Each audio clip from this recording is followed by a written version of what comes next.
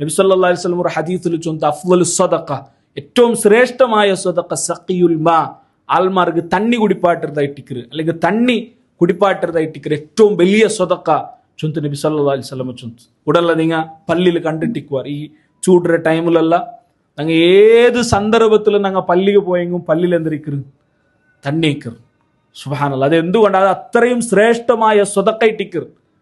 ഞങ്ങൾ തണ്ണി കുടിക്കര മാത്രമല്ല, ചിലപ്പോൾ ഞങ്ങൾക്ക് നല്ല ഓഫറിലുള്ള സൂപ്പർ മാർക്കറ്റിലുള്ള 10 റിയാൽക്ക് അതേപോലെ ചെറിയ പൈസകളുടെ തണ്ണി കിട്ടും. അപ്പോൾ ഒരു ചെറിയ ഒരു കെട്ട് തണ്ണി ഞങ്ങൾ കൊണ്ടുപോയി പള്ളിയിൽ ബൈക്കണം, അല്ലെങ്കിൽ എവിടെയെങ്കിലും കൊടുക്കുക, അവരോട് ഞങ്ങൾ അതിൽ ഡിസ്ട്രിബ്യൂട്ട് ആക്കും. ഞങ്ങൾക്ക് ഒരു 10 റിയാൽ സ്പെൻഡ് ആക്കുക ആവാത്തങ്ങ് ആറുള്ള ഒരു 10 റിയാൽ ഒരു നാൾ അല്ലെങ്കിൽ വാരത്തിൽ ഒരു നാൾ വെള്ളിയാഴ്ച പള്ളിക്ക് പോകുമ്പോൾ ഒരു കെട്ട് തണ്ണി എടുത്ത് പോയിട്ട് അവിടെ വെച്ച് വലിയ കൂലിയുള്ളതായിട്ടിക്ക്.